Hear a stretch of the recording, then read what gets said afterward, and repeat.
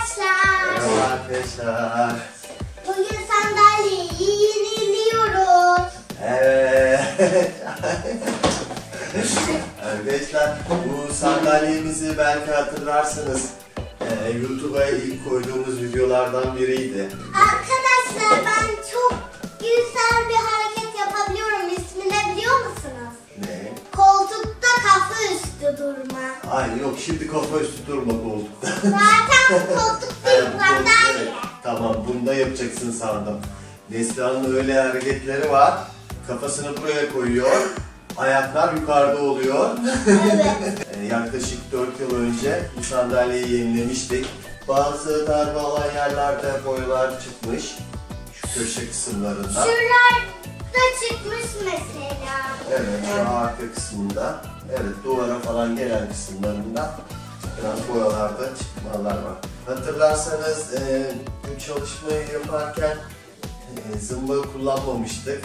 Sıcak silikonla yapıştırmıştık. Ama yine çok iyi dayandı. 4 yıl boyunca bu şekilde güzelce kullandık. Şöyle hafif açılan yerleri var. Kumaşı sökerek çalışmaya başlayacağız. Neslihan bu videoda bana çok yardım edecek. Evet arkadaşlar.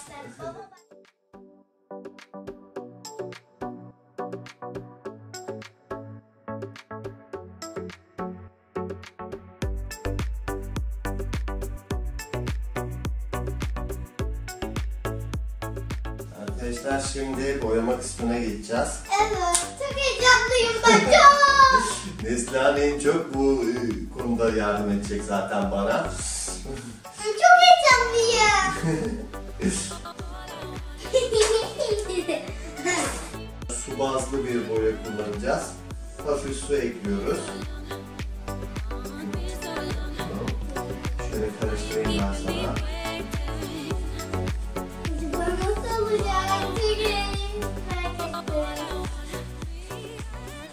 Ya iyi ki bu videoyu yapmışsın aslan babam benim de.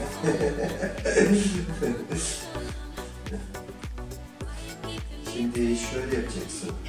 Fırçaya süreceksin. Biraz boyaları şöyle yapıp sonra boyamaya başlayacaksın. Tamam. Biraz koyayım. Evet. Çok güzel. Çok güzel ya. Arkadaşlar, Neslihan boyama işlemini yaparken ben de birazcık bilgi vereyim size. İlk sandalye yenileme çalışmamızda zımpara yanmıştık.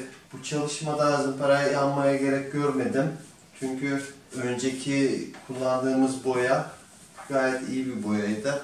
Ve herhangi bir kabarma olmamış yüzeysel olarak. Boyayı kazımanız gerekirse zımparayla uğraşmayabilirsiniz. Bunun yerine boya sökücü jeller oluyor.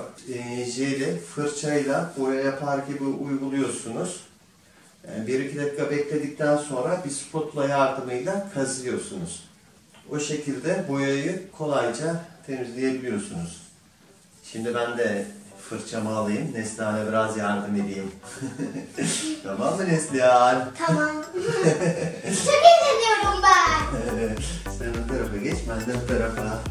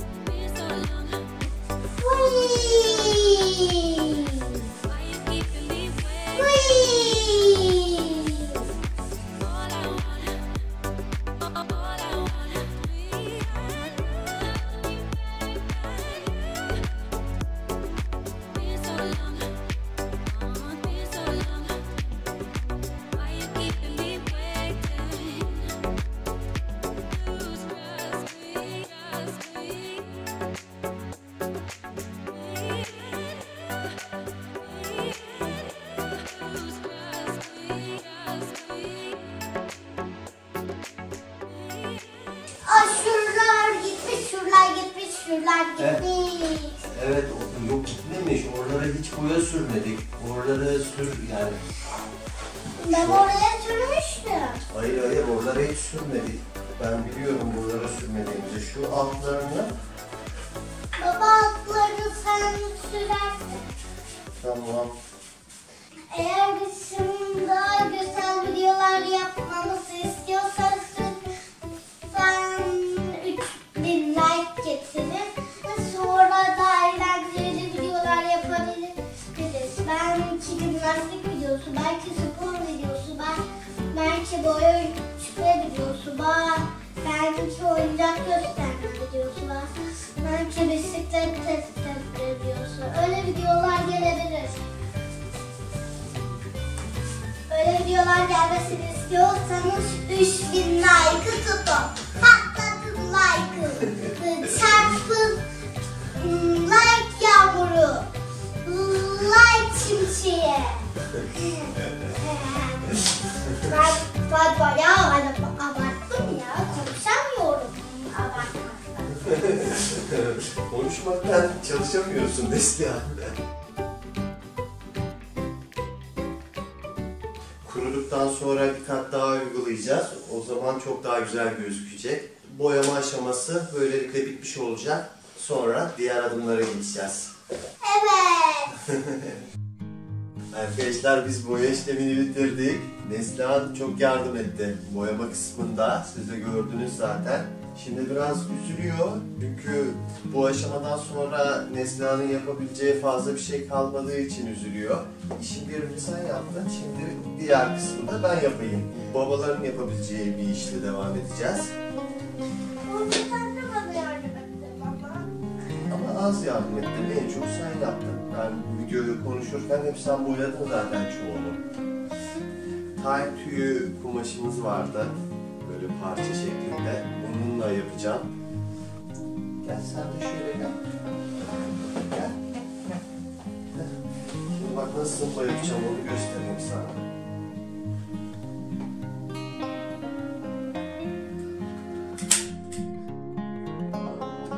Bunu yani herkes kullanamaz bu makineyi. Hem de tehlikeli. Bu yüzden. Baba çok sıkıyor. Ay. Evet. Korktum ya.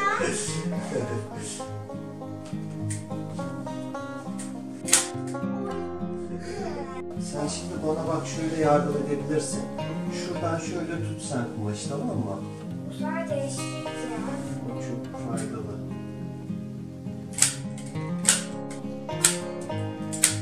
Bu tarafı tutalım.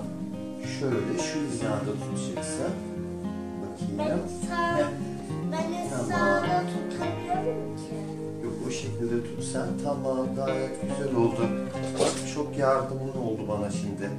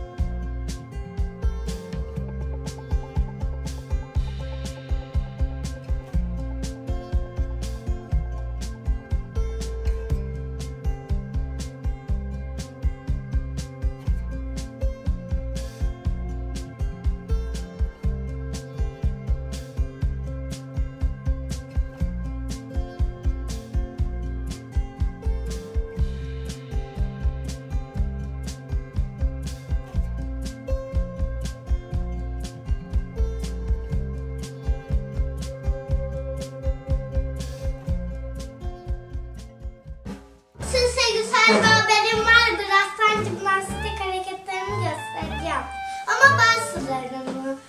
Çünkü koltukta yapabileceğim bir hareket yok. Çünkü Burada koltuk yok. Evet. Ama şurada bir tane var ama o zaman kamerayı ısıtmam. Ne hareket göstereceksin? İlk olarak bacak açacağım. He, tamam. Arkadaşlar çok şaşırır. Böyle, böyle. Gördünüz mü? Bacak açmam biraz zordur. Bir de benim Ömür diye bir arkadaşım var. O bunu yapmakta korkuyor bacaklarımız ayrılır diye ama dikkatli yaptığını bilmiyor. Biliyorsunuz ben çok esnekim. Bilmeyenler de vardır.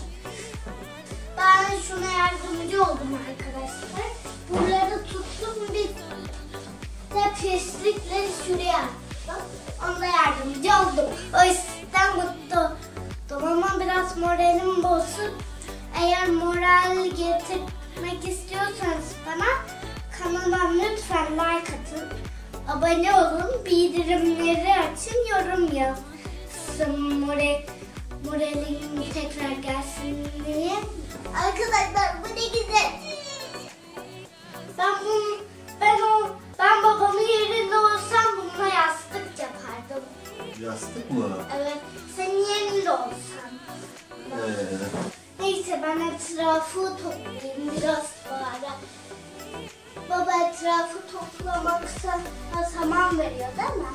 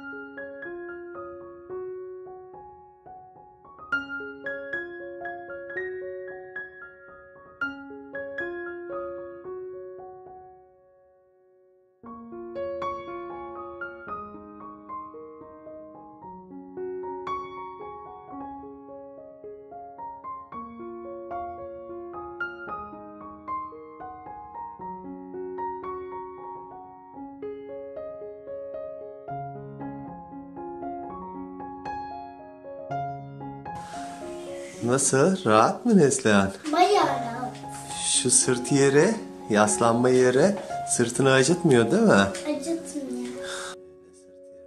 Çekiyor musun? Çekiyorum, şu anda kayıttayım. Ve arkadaşlara bay bay diyebilirsin bence.